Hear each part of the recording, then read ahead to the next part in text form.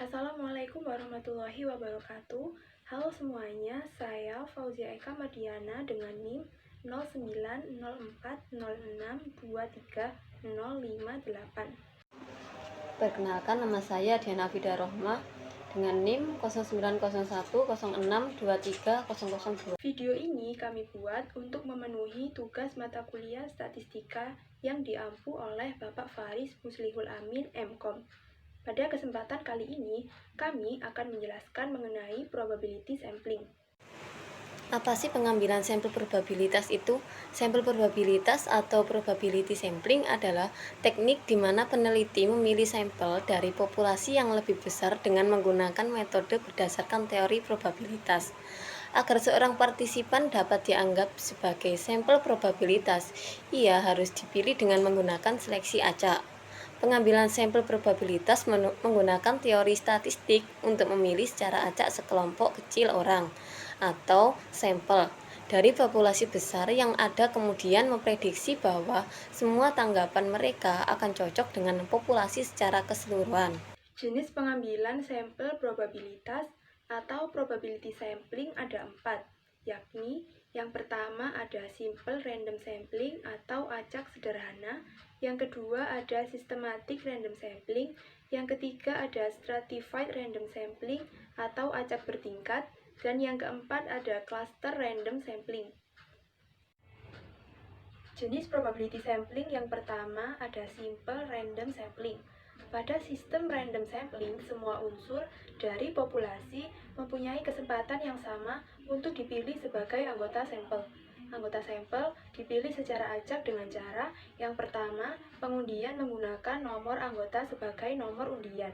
Kedua, menggunakan tabel angka random atau bilangan acak berdasarkan nomor anggota. Ketiga, dengan menggunakan bantuan komputer.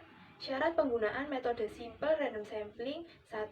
Karakteristik populasi adalah homogen atau sejenis. 2. Keadaan anggota populasi tidak terlalu tersebar secara geografis. 3. Harus ada kerangka sampling atau sampling frame dari populasi yang akan disampling. Contoh simple random sampling misalnya, sebuah populasi beranggotakan 4 elemen, E1, E2, E3, dan E4. Selanjutnya, akan dipilih 2 elemen sebagai sampel. Maka, kemungkinan kombinasi 2 sampel itu adalah sebagai berikut. Kemungkinan pertama, E1, E2. Kemungkinan kedua, E1, E3. Kemungkinan ketiga, E1, E4. Kemungkinan keempat, E2, E3. Kemungkinan kelima, E2, E4. Dan kemungkinan keenam, E3, E4. Probabilitas sampling yang kedua ada systematic random sampling. Systematic random sampling yakni pengambilan setiap unsur keka dalam populasi untuk dijadikan sebagai sampel. Pengambilan sampel secara acak hanya dilakukan pada sampel pertama saja, sementara pengambilan sampel kedua dan seterusnya ditentukan secara sistematis, yaitu dengan menggunakan interval tertentu sebesar K. Cara pengambilan systematic random sampling yang paling sederhana atau linear yakni yang pertama, pilih satu elemen dari K, elemen pertama secara acak.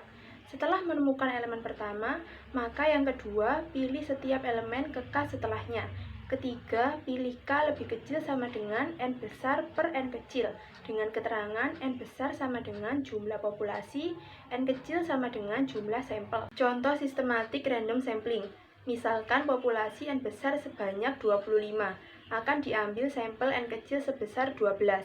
Di sini diketahui N besar atau populasi sama dengan 25, N kecil atau sampel sama dengan 12.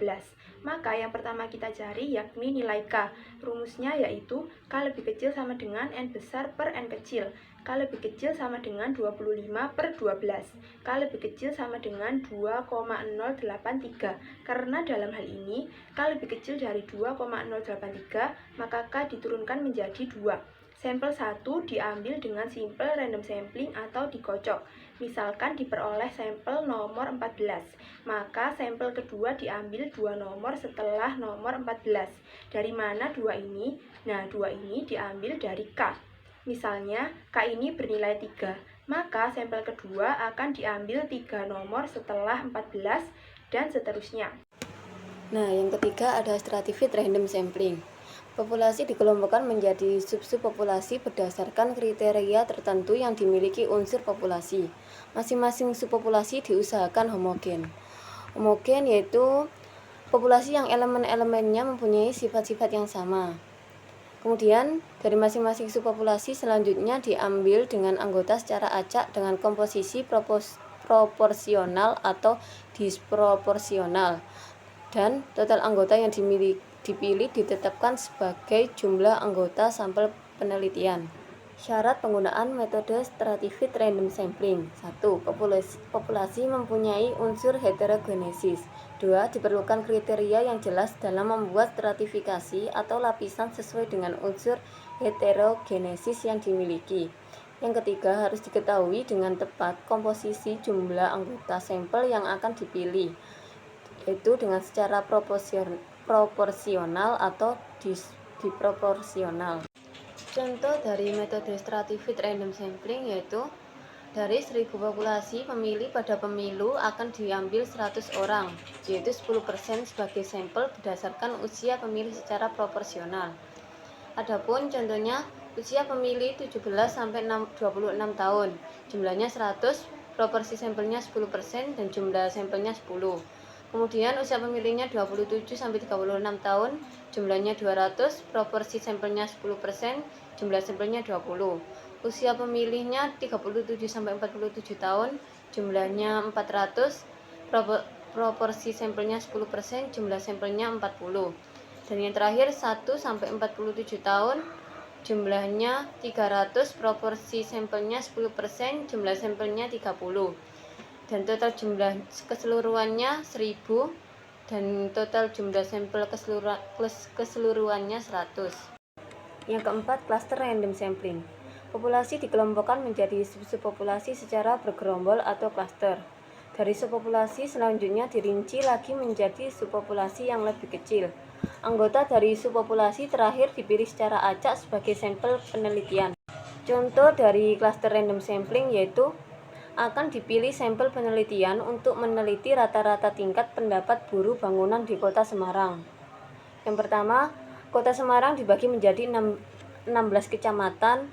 Dari 16 kecamatan dipilih 2 kecamatan sebagai populasi dari sampel 1.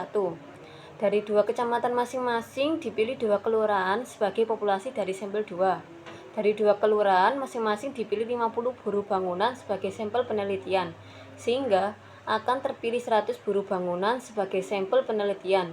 Sesuai jumlah tahapan pemilihannya, sampel dari cluster sampling dapat dipilih melalui one stack cluster sampling, two stack cluster sampling, dan seterusnya. Kesimpulan, dalam probability sampling, pemilihan sampel dilakukan secara acak dan objektif, dalam arti tidak didasarkan semata-mata pada keinginan peneliti, sehingga setiap anggota populasi memiliki kesempatan tertentu untuk dipilih sebagai sampel.